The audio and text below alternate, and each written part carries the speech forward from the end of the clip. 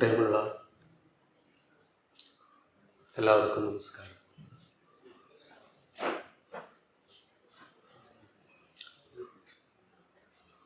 ഗുരു നിത്യ ചൈതന്യയുടെ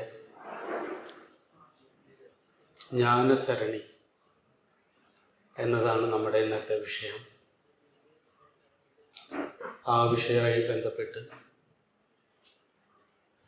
ഗുരുവിൻ്റെ ഫലമതസാരവും ഏകം എന്ന വിഷയത്തെക്കുറിച്ച് മുക്താനന്ദയതി സ്വാമിയും ഗുരുവിൻ്റെ വിദ്യാഭ്യാസ ദർശനത്തെക്കുറിച്ച് പ്രൊഫസർ ഒലീനയും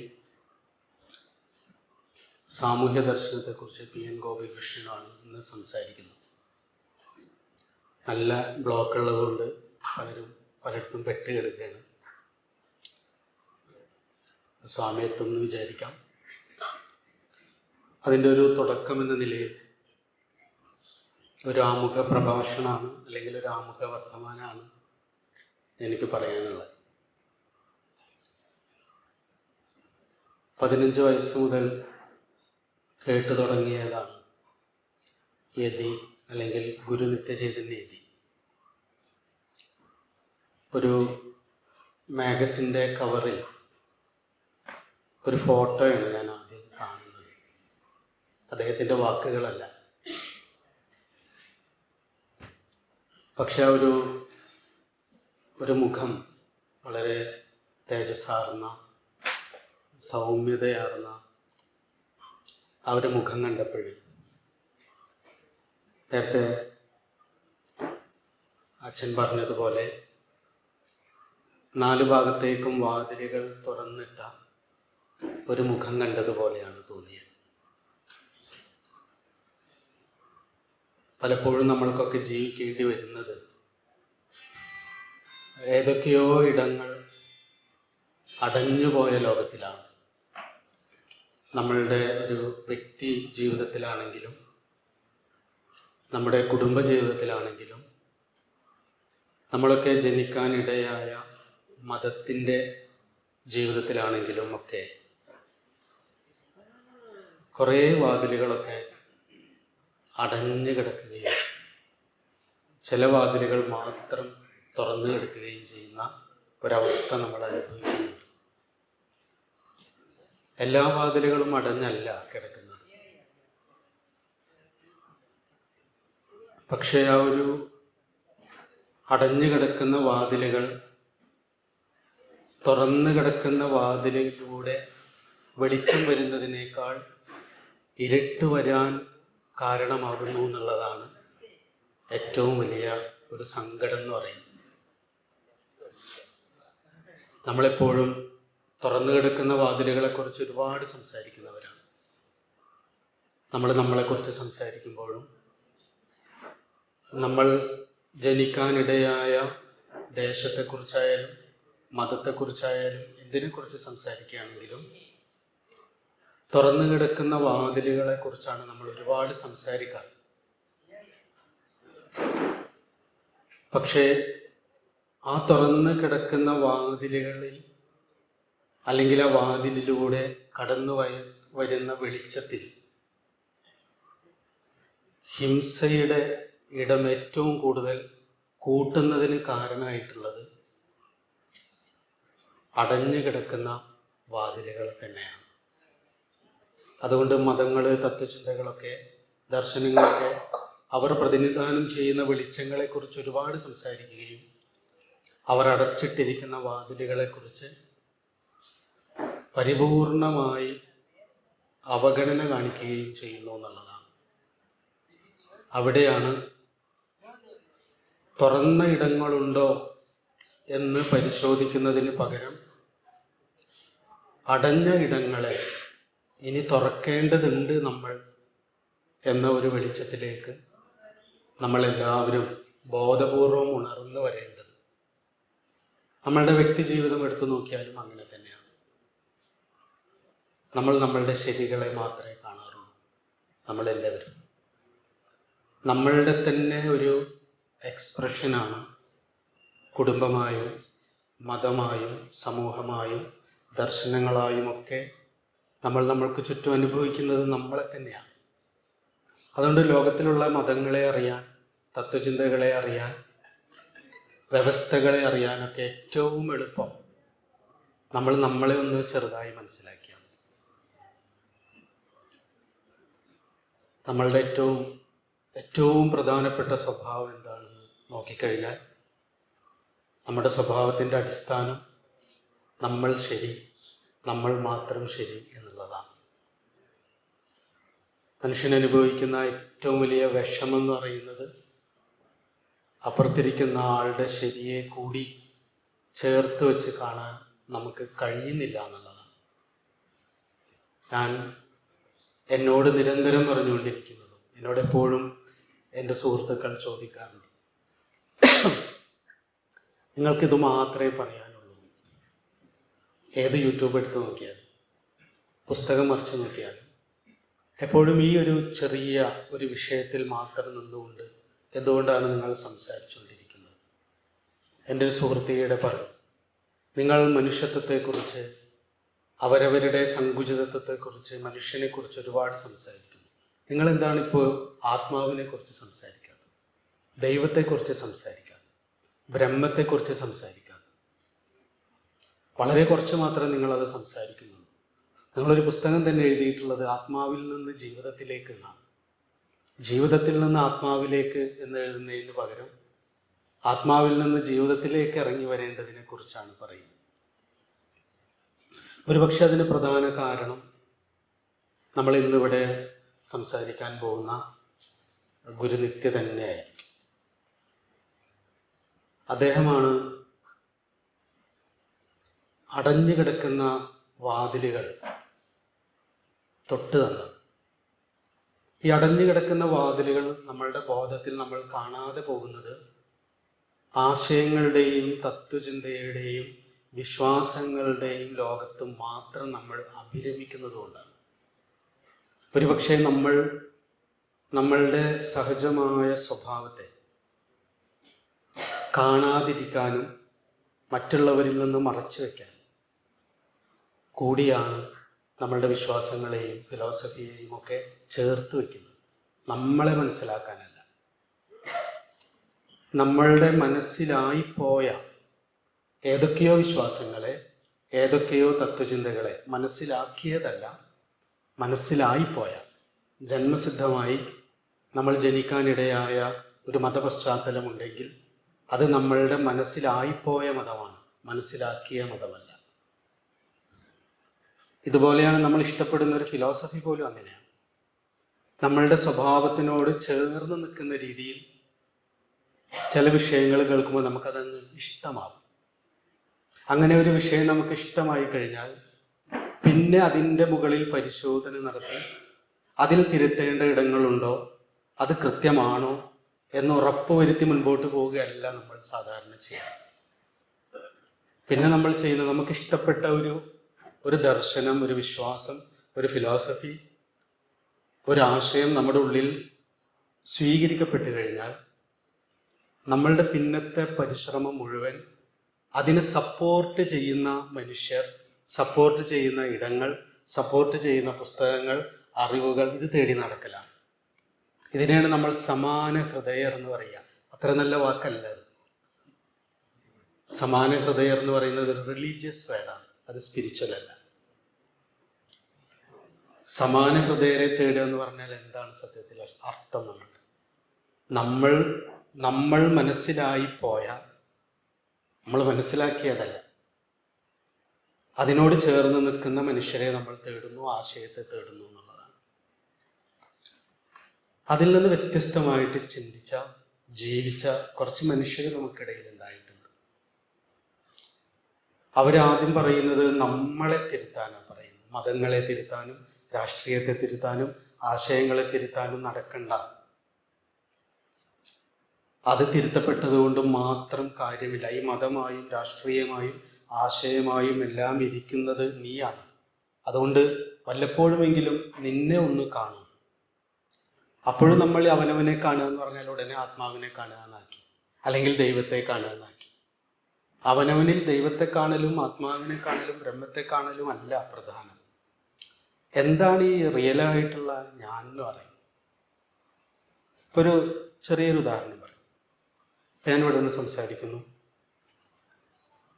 അച്ഛൻ അവിടെ ഒരാളായിട്ട് സംസാരിക്കുമ്പോൾ ഒരു ശബ്ദം വന്നപ്പോൾ ഞാൻ പെട്ടെന്ന് റെസ്റ്റ്ലെസ് ആയി.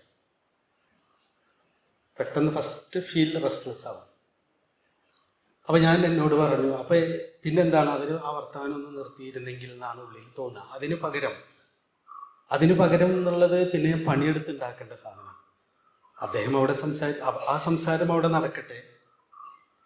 അതോടൊപ്പം ഞാനിവിടെ മൈക്കുണ്ടല്ലോ, ഞാനിവിടെ നിന്ന് സംസാരിക്കാം. ഇവിടെ ഇരിക്കുന്നവർ നന്നായിട്ട് കേൾക്കുന്നുണ്ട്.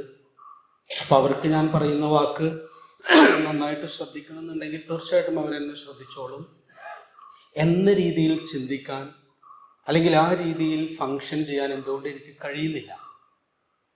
ഇതാണ് എൻ്റെ അടിസ്ഥാനപരമായ പ്രശ്നം. ഇതെല്ലായിടത്തും ഉണ്ട്. എന്നെ അലോസരപ്പെടുത്തുന്നതൊക്കെ ഇല്ലാതെയാവണം. അത് ക്ലിയർ ചെയ്തിട്ട് വേണം എനിക്ക് സമാധാനമായിട്ടിരിക്കാൻ എന്ന് പറഞ്ഞ് ലോകത്തിൽ എനിക്ക് വെളിയിലുള്ള എല്ലാ മനുഷ്യരെയും ആശയങ്ങളെയും മതത്തെയും എല്ലാറ്റിനെയും കുറ്റപ്പെടുത്തുകയും വിമർശിക്കുകയും ചെയ്യുന്ന ഒരു ബോധത്തിൽ നിന്ന് നമ്മൾക്ക് ഒരു ഉണരൽ വേണ്ടേ എന്ന് സ്വയം നമ്മൾ ചോദിച്ചു തുടങ്ങുമ്പോൾ നമ്മൾക്ക് മനസ്സിലാവുന്ന ഒരു കാര്യം, അത് വളരെ പ്രയാസമുള്ള കാര്യമാണ്. സമാന ഹൃദയരോടൊപ്പം കഴിയൽ ഈസിയാണ്. ഇവിടെ ഞാൻ ഇരിക്കുന്നത് സമാന ഹൃദയരുടെ കൂടെ ആയതുകൊണ്ട് സമാധാനത്തിന് വേണ്ടി പ്രത്യേകിച്ചൊന്നും ചെയ്യണ്ട. കാരണം നമ്മളെല്ലാവരും, പക്ഷെ ഈ ഒരു സമാധാനത്തെ തടസ്സപ്പെടുത്തുന്ന രീതിയിൽ ചെറിയൊരു ചലനം ഉണ്ടാകുമ്പോൾ തീർച്ചയായിട്ടും ആ ചലനം സമാധാനത്തിലാവേണ്ടത് തന്നെയാണ്. പക്ഷെ എന്തുകൊണ്ടാണ് എനിക്ക് ശത്രുത തോന്നുന്നത്, ആ ആളെ ഇല്ലായ്മ ചെയ്യാൻ തോന്നുന്നത്? 15 വർഷം മുമ്പ് അല്ലെങ്കിൽ 30 വർഷം മുൻപ് ഞാൻ 100% വിശ്വസിച്ചിരുന്ന ഒരാശയം, അതിൽ നിന്ന് ഞാൻ ഇന്ന് ഒരുപാട് മാറിപ്പോയിട്ടുണ്ട്. ആ ഒരു 35 വർഷം മുമ്പ് ഞാൻ വിശ്വസിച്ചിരുന്ന, അല്ലെങ്കിൽ 100% ഉറപ്പിച്ച് സത്യമായിട്ട് കരുതിയിരുന്ന ആശയം അന്ന് എനിക്ക് എത്ര സത്യമായിരുന്നു.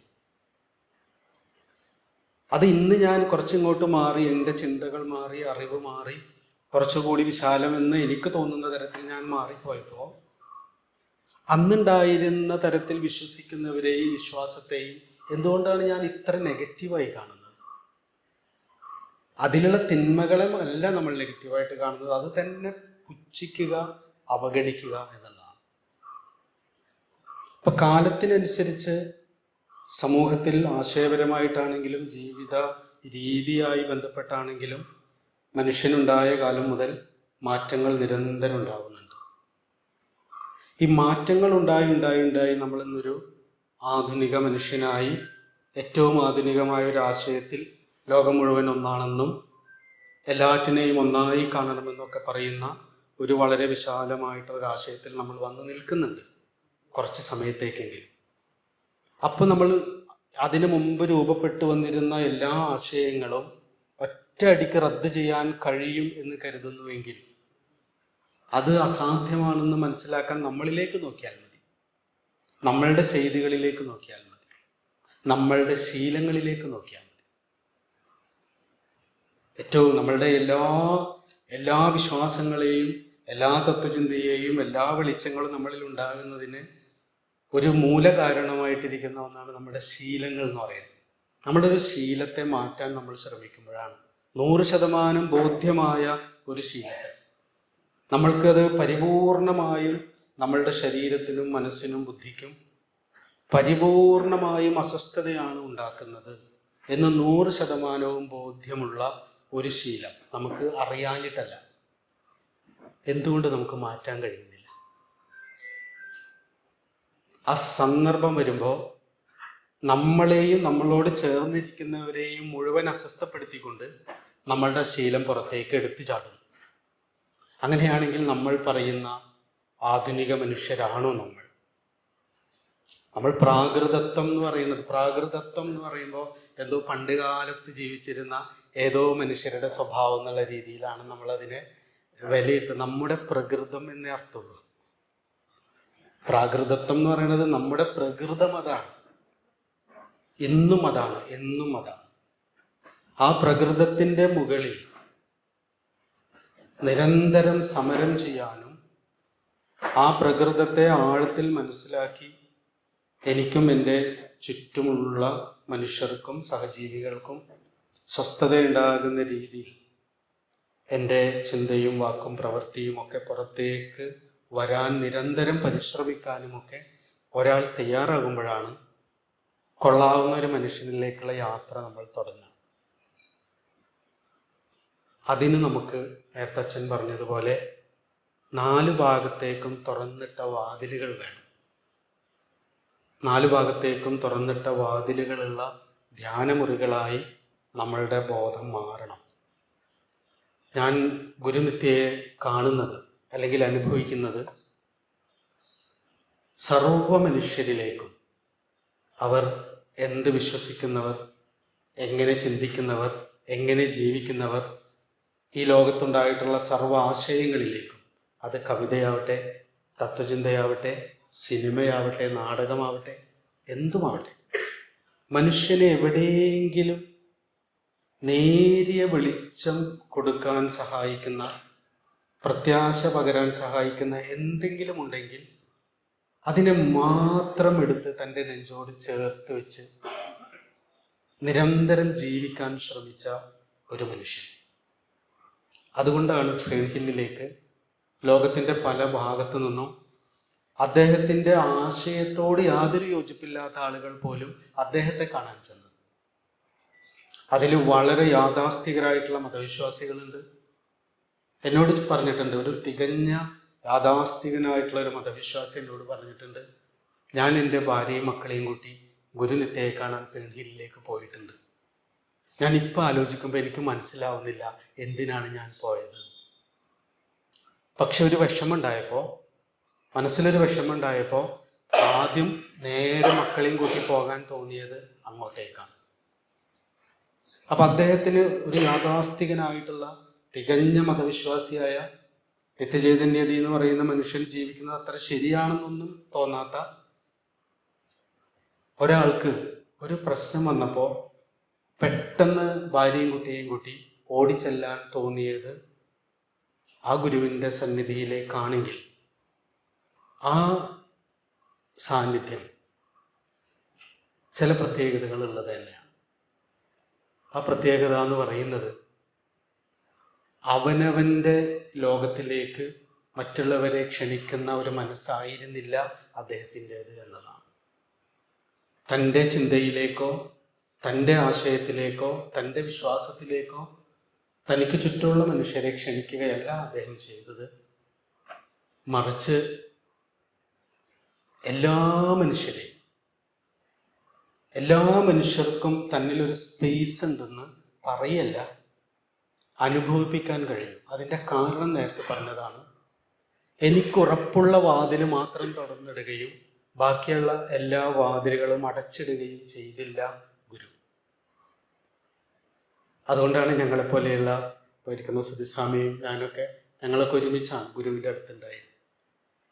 വളരെ ഒരു പത്രപ്രവർത്തകനായി സ്വതന്ത്രമായി അന്വേഷണം നടന്നിരുന്ന സുധിസ്വാമിയും ഈ മിസ്റ്റിസിസവും സൂഫിസവും അതുപോലെ എന്തൊക്കെയോ ചിന്തിച്ച് നടന്നിരുന്ന ഒരു അനാഥപ്രേതത്തെ പോലെ നടന്നിരുന്ന ഞാനും ഗുരുവിൻ്റെ ഫിലോസഫി ഒന്നും അറിഞ്ഞിട്ടല്ല.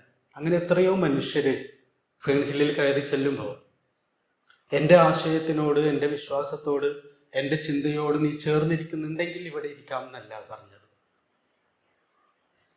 ആ വരുന്ന വ്യക്തിയെയാണ് ഉള്ളിലേക്ക് സ്വീകരിക്കുന്നത്. നേരെ അങ്ങനെ അങ്ങ് സ്വീകരിക്കുകയാണ്. അതൊരു എല്ലാ മതത്തെയും എല്ലാ ആശയങ്ങളെയും ഒന്നായി കാണണം എന്ന് ചിന്തിച്ച് ചെയ്യുന്ന പണിയല്ല. അത് വളരെ നാച്ചുറലാണ്. അഖിലരും ആത്മസുഖത്തിനായി പ്രയത്നം സകലവും ഇങ്ങ് സദാപി ചെയ്തിടുന്നു, ജഗതിയിൽ ഈ മതം ഏകം എന്ന ദർശനം സ്വന്തം ജീവിതത്തിൽ അത്രമാത്രം സ്വാംശീകരിച്ചതിൻ്റെ ഒരു എക്സ്പ്രഷനാണ്. ഒരുപക്ഷെ ഈ സമീക്ഷയെ പോലെയുള്ള ഇടങ്ങളും പ്രതിനിധാനം ചെയ്യുന്നത് അതാണ്. ഏതാണ് ശരിയായ ശരിയെന്ന് ഉറപ്പിക്കാൻ നടത്തുന്ന ശ്രമങ്ങളല്ല ജീവിതത്തിൽ വേണ്ടത് എന്നും മനുഷ്യൻ ചിന്തിക്കാൻ തുടങ്ങിയ കാലം മുതൽ,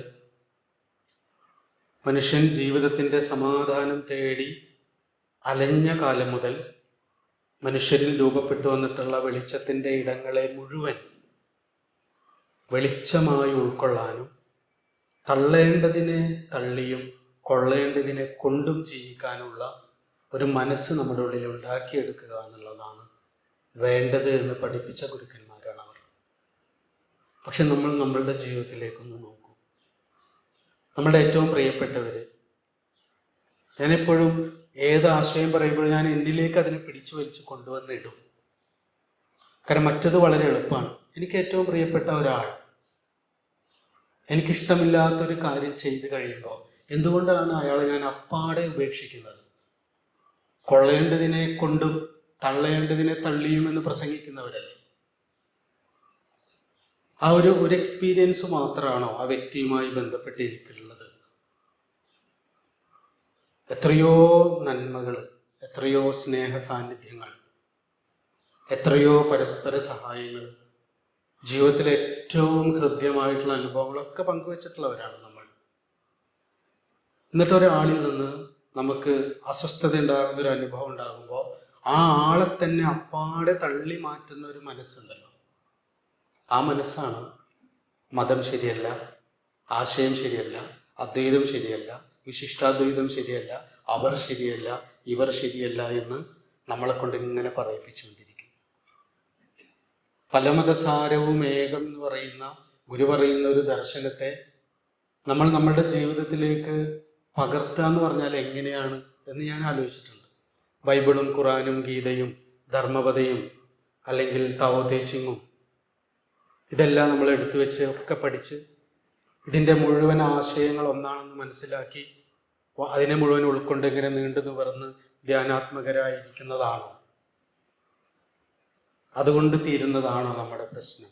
അല്ല.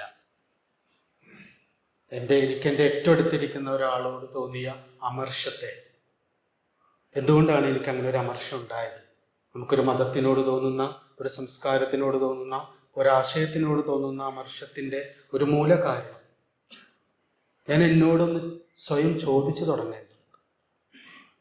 അതെ, എനിക്കിഷ്ടപ്പെടാത്തൊരു കാര്യം അയാളിൽ നിന്നുണ്ടായി.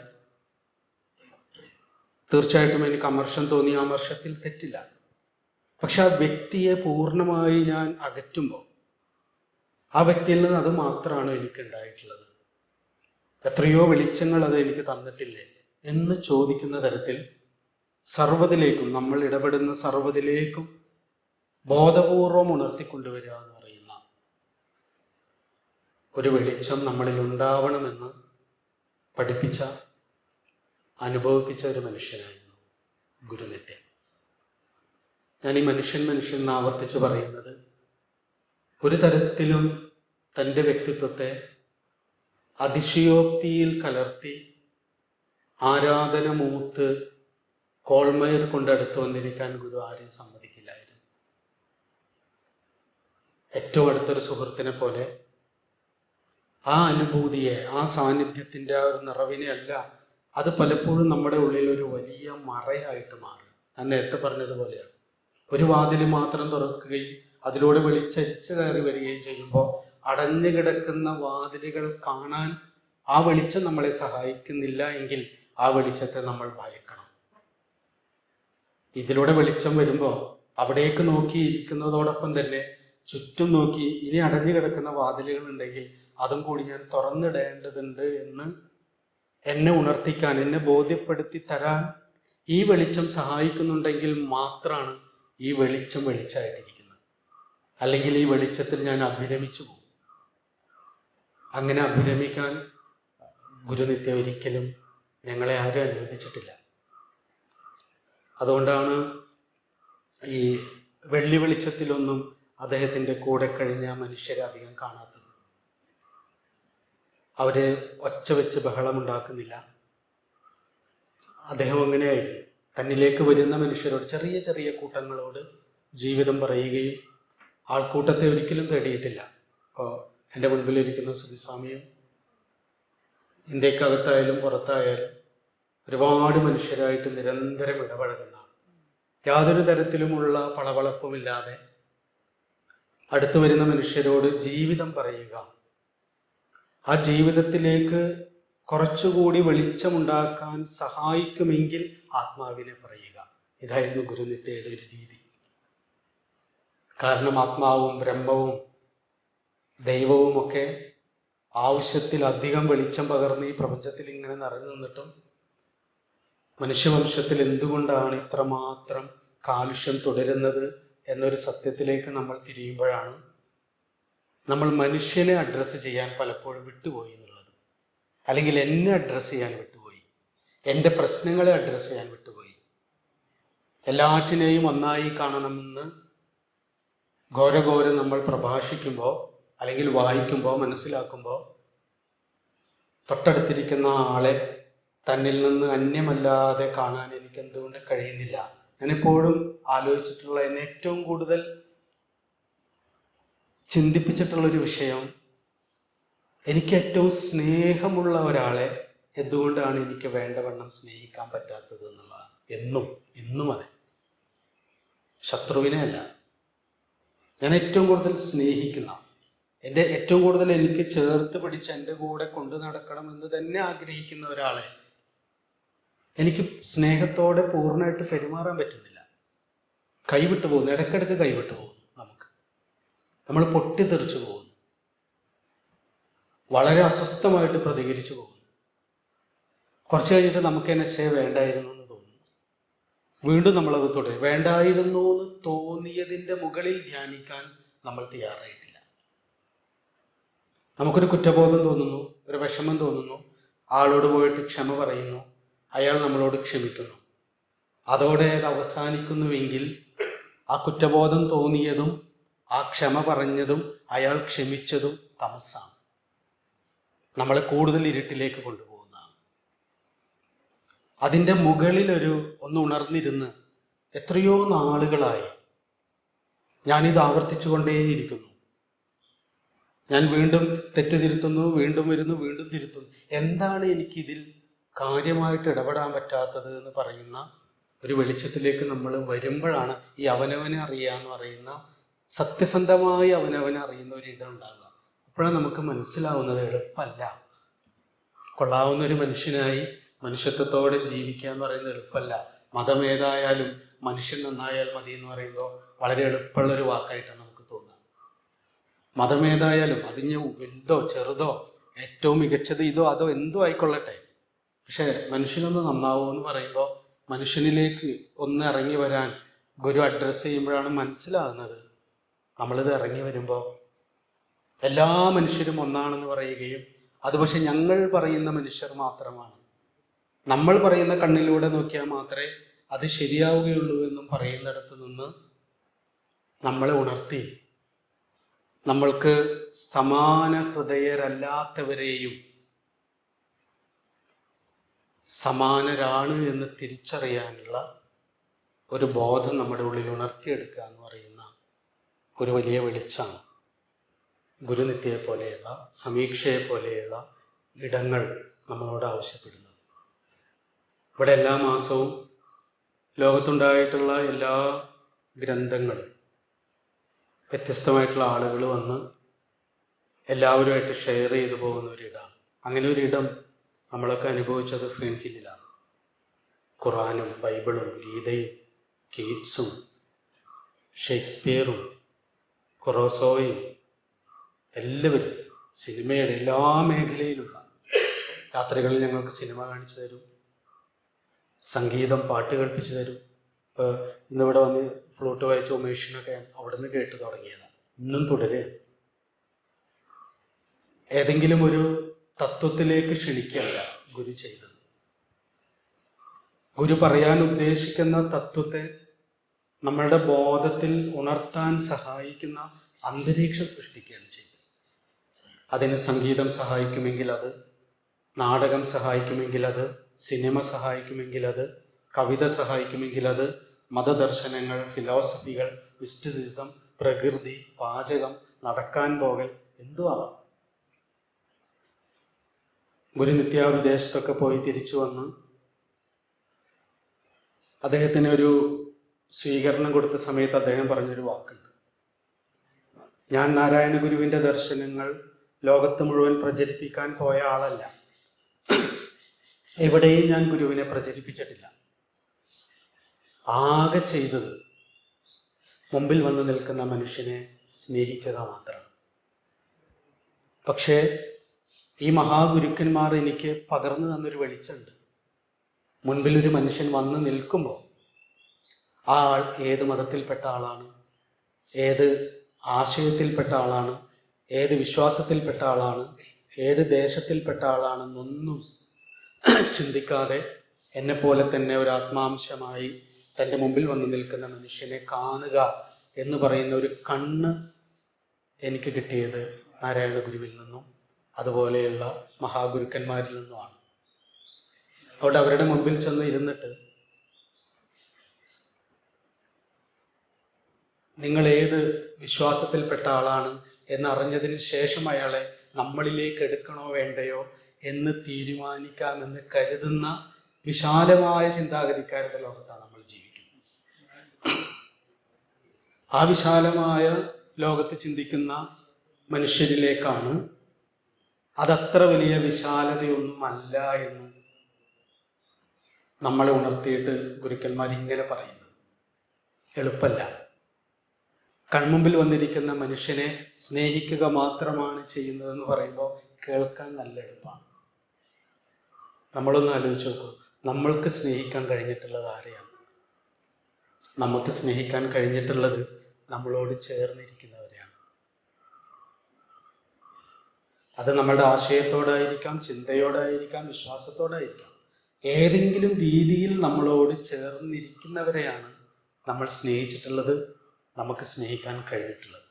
അല്ലാത്തവരെ നമ്മൾ ചിരിച്ചുകൊണ്ട് മെല്ലെ മാറ്റി നിർത്താറുണ്ട്. ഏറ്റവും നല്ല മനുഷ്യർ ചെയ്യുന്ന അതാണ്, ചിരിച്ചുകൊണ്ട് ഉള്ളിൽ നിന്ന് മാറ്റി നിർത്തുക.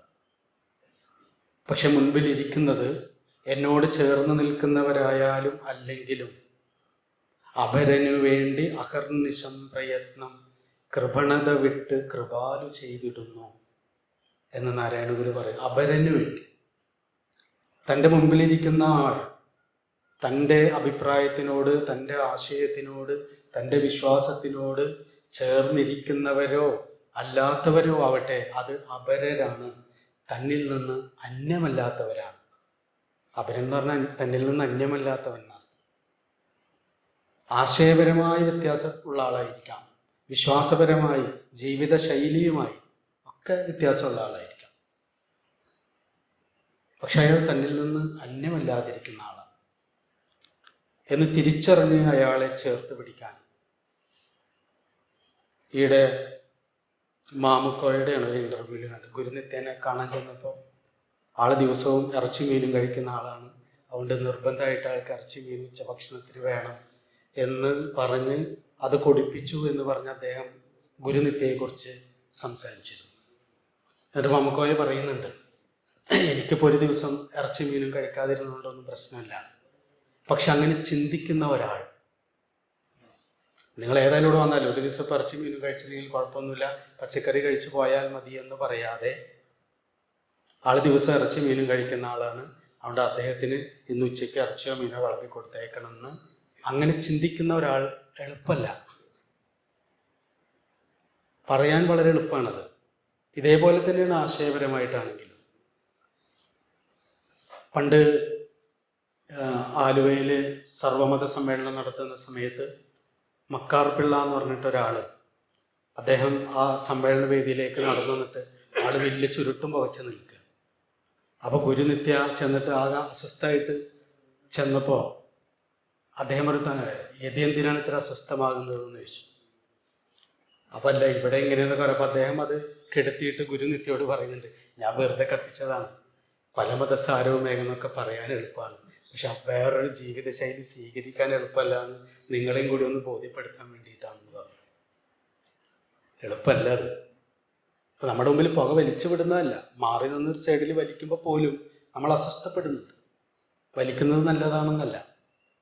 അപ്പം നമ്മളോട് ചേർന്നിരിക്കാത്ത ആശയങ്ങളെ സ്വീകരിക്കുക എന്ന് പറയുന്നത്, മനുഷ്യനായി കണ്ട് സ്വീകരിക്കുക എന്ന് പറയുന്നത് എളുപ്പമല്ല. ഒരു ക്ലബിലേക്കാണ് അമേരിക്കയിൽ പോയ സമയത്ത് ഒരു ക്ലബിൽ കൊണ്ടുപോയിട്ട് കുറേ ആൾക്കാർ കഞ്ചാവ് വലിച്ചിരിക്കുന്നു, കള്ളു പിടിച്ചിരിക്കുന്നു. ഒരു സ്ഥലത്ത് കൊണ്ടുപോയിരുത്തിയിട്ട് നിത്യനോട് പറയണം, അതിന് സംസാരിച്ചോളൂ, ഞങ്ങൾ കേട്ട് തുടങ്ങാം, നമുക്ക് ആലോചിക്കാൻ പറ്റും. ഈ കള്ളു കുടിക്കുകയും കഞ്ചാവ് വലിക്കുകയും ചെയ്യുന്നവരുടെ അടുത്തിരുന്നിട്ടാണോ ഞാൻ സംസാരിക്കുന്നതെന്നൊന്നും ചോദിക്കല്ലേ ചെയ്യുന്നത്. ഏറ്റവും കൂടുതൽ ഹിപ്പികൾ ആദ്യമായിട്ട് ഇന്ത്യയിൽ വന്നത് ഒരുപക്ഷെ നടരാജ ഗുരുവിൻ്റെ കൂടെ ആയിരിക്കും. നമ്മൾ വിചാരിക്കുന്ന യാതൊരു നോർമലായിട്ടുള്ള മനുഷ്യരല്ല, അവരോട് ഇരുന്നിട്ടാണ് ആത്മോപദേശ ശതകവും ദർശനമാലയൊക്കെ നടരാജ ഗുരു ക്ലാസ് എടുത്തു കൊടുക്കുന്നത്. ആദ്യം നിങ്ങൾ കുളിച്ച് വൃത്തിയായി മര്യാദക്ക് ജീവിച്ചിട്ട് വരൂ, എന്നിട്ട് നമുക്ക് ആത്മോപദേശ ശതകം പറയാമെന്നല്ല പറഞ്ഞത്. അത് എളുപ്പമല്ല. ആ ഒരു മൈൻഡ് സെറ്റ് എവിടെ നിന്ന് ഉണ്ടാകുന്നു എന്നുള്ളതാണ്. ഒരു ക്ലബിലേക്ക് വിളിച്ചുകൊണ്ട് പോയിട്ട് കള്ളു കുടിച്ച് കഞ്ചാവ് വലിച്ചിരിക്കുന്നവരുടെ നടുവിൽ പല രീതിയിൽ ഒരു സ്ത്രീയുടെ തലയിൽ മടിയിൽ തല വെച്ച് ഒരാൾ എടുക്കുന്നു, ഒരാൾ മലർന്നെടുക്കുന്നു, കുറേ പേര് പൊട്ടിച്ചിരിക്കുന്നു. അതിൻ്റെ ഇടയിൽ ഒരു ടേബിൾ ഇട്ട് കൊടുത്തിട്ട് പറയാണ്, അതിൻ്റെ മുകളിൽ കയറി നിന്ന് സംസാരിക്കൂ, നിങ്ങളുടെ ബ്രഹ്മദർശനം നമ്മൾ കേൾക്കാമെന്ന് പറയുമ്പോൾ വളരെ സൗമ്യമായി അവിടെ നിന്നുകൊണ്ട് ജീവിതത്തെക്കുറിച്ച്, ജീവിതത്തിൻ്റെ വെളിച്ചത്തെക്കുറിച്ച് സമാധാനത്തിൽ സംസാരിക്കാൻ കഴിയുന്ന ഒരു ബോധം എന്ന് പറയുന്നത് അത് ഇതുപോലെ ഇരുന്ന് സംസാരിക്കുന്ന പോലെയല്ല. അത് സർവരിലേക്കും തുറന്നിട്ട വാതിലുകളുള്ള മനുഷ്യർക്ക് മാത്രം കഴിയുന്ന ഒന്നാണ്. നമുക്ക് അത്രയൊന്നും കഴിഞ്ഞില്ലെങ്കിൽ പോലും നമ്മളോട് ഏറ്റവും അടുത്ത് ജീവിക്കുന്നവരെയെങ്കിലും നമുക്ക് നമ്മുടെ ഇഷ്ടത്തിന്, നമ്മുടെ താല്പര്യങ്ങൾക്ക്, അല്ലെങ്കിൽ അതിനോട് ചേർന്ന് പോകാത്ത രീതിയിൽ ജീവിക്കുകയോ പറയുകയോ പ്രവർത്തിക്കുകയോ ചെയ്യുമ്പോൾ അവരെയും കൂടി ഉൾക്കൊണ്ട് അവർ അപരരാണ്, തന്നിൽ നിന്ന് അന്യമല്ലാത്തവരാണ് എന്ന് മനസ്സിലാക്കി അവരെയും കൂടി ചേർത്ത് പിടിക്കാനുള്ളൊരു മനസ്സ് കാണിക്കുക. ഞാൻ ആലോചിക്കും, നമ്മളെപ്പോലെയുള്ള, എന്നെപ്പോലെയുള്ളൊരു പാമരനെ എവിടേക്ക് പോകണമെന്നറിയാതെ, എന്ത് ചെയ്യണമെന്നറിയാതെ നട്ടുച്ചയ്ക്ക് ഇങ്ങനെ വെയിലത്ത് അന്തം വിട്ട് നിൽക്കുന്ന പോലത്തെ മാനസികാവസ്ഥയിലാണ് നമ്മളൊക്കെ പീഡികളിൽ ചെല്ലുന്നത്. അന്ന് അന്നവും വസ്ത്രവും ആശയവും എല്ലാം നൽകി ചേർത്ത് പിടിച്ച് ജീവിതം തന്ന്, സ്നേഹം തന്ന്, സൗഹൃദം തന്ന് ഒരുമിച്ച് ജീവിപ്പിക്കുമ്പോൾ ഒരിക്കലും ആജ്ഞാപിച്ചിട്ടില്ല. നമ്മളൊക്കെ ഒരാളെ ചെറുതായിട്ടൊന്ന് സഹായിച്ചാൽ പിറ്റേന്ന് മുതൽ അയാൾ നമ്മൾ അടിമയായിക്കൊള്ളണം, നമ്മൾ പറയുന്നത് കേട്ടോളണം. ഗുരുവിന് ഇഷ്ടമില്ലാത്ത രീതിയിൽ നമ്മൾ കഴിഞ്ഞാൽ ആ സ്പേസും കൂടി വിട്ട് തരിക ചെയ്യാം. അല്ലെങ്കിൽ ഒന്ന് പറയാലോ, നീ തെണ്ടി നടക്കുന്ന സമയത്ത് എനിക്കിവിടെ വസ്ത്രം തന്നില്ലേ, കിടക്കാനിടം തന്നില്ലേ, ഭക്ഷണം തന്നില്ലേ, എന്നിട്ട് എന്താ നിനക്ക് ഞാൻ പറഞ്ഞത് ചെയ്താൽ, അല്ലെങ്കിൽ നീ അത് ചെയ്യൂ. അങ്ങനെ ഒരു അടിമ ഭാവം ഉള്ളിൽ ഉണ്ടാക്കുകയല്ല ചെയ്ത് അവരവരായി സ്വതന്ത്രരായിട്ട് ജീവിക്കുക, എൻ്റെ കൂടെ ജീവിക്കുക എന്നല്ല. എവിടെയായാലും പക്ഷെ ഒരു കാര്യം മാത്രമാണ് ഇന്നും പരമാവധി കൊണ്ടു നടക്കാൻ ശ്രമിക്കുന്നത്. നമ്മൾ നമ്മളുടെ സമാധാനത്തിന് നമ്മളുടെ ഇഷ്ടത്തിനനുസരിച്ച് നമ്മളുടെ സ്വതന്ത്ര ജീവിതം ജീവിക്കുമ്പോൾ കഴിയുന്നത്ര നമ്മളോട് ചേർന്നിരിക്കുന്ന മനുഷ്യർക്കും സമൂഹത്തിലും ഇടർച്ച ഉണ്ടാക്കാതിരിക്കാൻ ശ്രദ്ധിക്കണം. ഗുരു യോഗ എന്നുള്ള വാക്കിന് കൊടുത്തൊരു വ്യാഖ്യാനം എനിക്ക് വളരെ ഇഷ്ടമുള്ളൊരു വ്യാഖ്യാനമാണ്. പിണക്കമുള്ളിടത്തെല്ലാം ഇണക്കമുണ്ടാക്കുന്നതാണ് യോഗ എന്ന്. അത് ശരീരത്തിലായാലും മനസ്സിലായാലും ബുദ്ധിയിലായാലും. അവിടെ എവിടെയൊക്കെ പിണക്കങ്ങളുണ്ടാവും അവിടെയെല്ലാം ഇണക്കമുണ്ടാകുന്നതിനുള്ള ഒരു എണ്ണയായി മാറുക. അതിനാണ് ഗുരു സ്നേഹം എന്ന് പറയുക. സ്നേഹം എന്ന് പറഞ്ഞാൽ എണ്ണ എന്നാണ്. അത് ആദ്യം അവരവരോട് ചെയ്യുക, ചുറ്റുപാടുകളോട് ചെയ്യുക, ഏവരോടും ചെയ്യുക. അങ്ങനെയുള്ളൊരു മനുഷ്യരാവുക എന്ന് പഠിപ്പിക്കുകയല്ല ചെയ്ത്.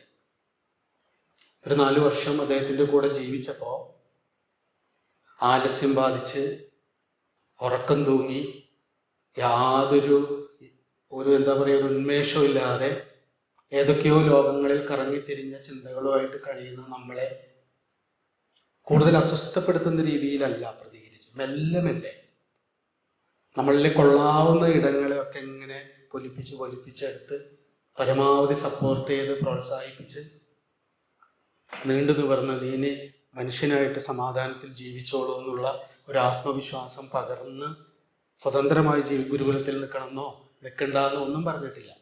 അവരവരിൽ സമാധാനത്തോടെ നിൽക്കൂ. അതിന് നമ്മളിലുള്ള നെഗറ്റീവായിട്ടുള്ള കാര്യങ്ങളിലേക്ക് വിരൽ ചൂണ്ടി ഉപദ്രവിക്കാതെ ചെറിയ ചെറിയ വെളിച്ചങ്ങൾ ഉണ്ടെങ്കിൽ അതിനെ തൊട്ട് തന്ന്. ഞാനിങ്ങനെ ആലോചിക്കാറുണ്ട്, 4 ആളുടെ മുമ്പിൽ ചെന്ന് നിൽക്കാൻ പോലും എനിക്ക് കഴിയില്ല. ഗുരുകുലത്തിൽ വരുന്ന ഞാൻ 23-ാമത്തെ വയസ്സിലാണ് ഫ്രണ്ടിലേക്ക് പോകുന്നത്. ഗുരുകുലത്തിൽ വരുന്ന ചെറിയ 5-8 പേരുടെ അടുത്തേക്ക് ഗുരു വിടും. അവരോട് ഗുരുകുലത്തെ കുറിച്ചൊക്കെ പറഞ്ഞു കൊടുക്കുമെന്ന് പറഞ്ഞിട്ട് മെല്ലെ മെല്ലെ നീ നാളെ മുതൽ പ്രഭാഷണം നടത്തണം, നിന്നൊക്കെ എന്തിനു കൊള്ളാം. അങ്ങനെയല്ല, നമുക്കൊരുപാട് തെറ്റുകൾ പറ്റും. അപ്പോഴൊന്നും ഇങ്ങനെ ആക്രോശിച്ച് നമ്മൾ അടിച്ച് താഴ്ത്തല്ല ചെയ്യും. ചിരിച്ച് സാരല്ല, നമുക്ക് വീണ്ടും ഉഷാറാക്കാം. ഗുരുവിൽ നിന്ന് പകർന്നു കിട്ടിയ ദർശനങ്ങൾ അതൊക്കെയാണ്. അല്ലാണ്ട് പാശ്ചാത്യവും പൗരസ്ത്യവുമായിട്ടുള്ള ആഴത്തിലുള്ള തത്വചിന്തകളല്ല. തൊട്ടടുത്ത് വന്നിരിക്കുന്നവരുടെ കുറവുകളിലേക്ക് വിരൽ ചൂണ്ടി കുത്തി നോവിക്കാതെ അവരിലുള്ള വെളിച്ചങ്ങളെ തൊട്ടുണർത്താനുള്ള സപ്പോർട്ടായിട്ട് നിൽക്കുക. അദ്ദേഹം നമ്മളോട് ചെയ്തിട്ടുണ്ട് ജീവിതത്തിൽ. അത് മതങ്ങളോട് ചെയ്യുമ്പോൾ, ലോകത്തുണ്ടായിട്ടുള്ള ആശയങ്ങളോട്, വ്യത്യസ്തമായ ആശയങ്ങളോട് ചെയ്യുമ്പോൾ നമ്മൾക്ക് ആ മനോഭാവം ഉണ്ടാകും. ഒരു മനോഭാവത്തെ മാറ്റിത്തരിക, ഒരു പെർസ്പെക്റ്റീവ് മാറ്റിത്തരിക. അതാണ് ഗുരു ചെയ്തത്. അതാണ് സത്യത്തിൽ നമുക്കിന്ന് വേണ്ടത്. പല മതസാരവും ഏകമെന്ന് പാരാതെ ഉലകിൽ ഒരാനയിൽ അന്ധരെന്ന പോലെ പലവിധ യുക്തി പറഞ്ഞ് പാമരന്മാരെ പോലെ കഴിയുന്ന നമ്മളെ അപ്പുറത്തിരിക്കുന്നവരെ കൂടി തുറന്നു കാണാനും ചേർത്ത് പിടിക്കാനും കുറ്റങ്ങളും കുറവുകളും മാത്രം എന്തിലും ഏതിലും കാണുന്ന മനസ്സിൽ നിന്ന് മുക്തി കിട്ടാനും നമ്മളുടെ ഇനിയും അടഞ്ഞു കിടക്കുന്ന വാതിലുകൾ കൂടുതൽ വിശാലതയിലേക്ക് തുറന്നു വെക്കണം. അതിന് തുറന്നു കിടക്കുന്ന ഇടങ്ങളെ കൂടി ഞാനിപ്പോൾ ഫാനിട്ടപ്പോൾ എനിക്കുണ്ടായ അനുഭവം. നല്ല ചൂടെടുത്ത് നിൽക്കേ ഫാനിട്ടപ്പോൾ ഒരു സമാധാനം. ഇത്ര ഫാൻ ഉണ്ടായിട്ടും ഈ ഫാനും കൂടി തിരിഞ്ഞപ്പോഴാണ് എല്ലാ വാതിലുകളും തുറന്നിട്ട പോലെ ആയി. അപ്പോൾ നമ്മളുടെ ബോധത്തിൽ തിരിഞ്ഞുകൊണ്ടിരിക്കുന്ന ഫാനുകളെ കുറിച്ച് വാചാലരാകുന്നതിനേക്കാൾ ഇനിയും തിരിയാതെ കിടക്കുന്ന ഫാനിൻ്റെ സ്വിച്ച് ഇടാനുള്ള ഒരു വെളിച്ചമായി നമ്മളുടെ ഇന്നത്തെ ദിവസം മാറട്ടെ എന്ന് പ്രാർത്ഥിച്ചുകൊണ്ട് എല്ലാ സ്നേഹത്തോടെയും എല്ലാവർക്കും നമസ്കാരം.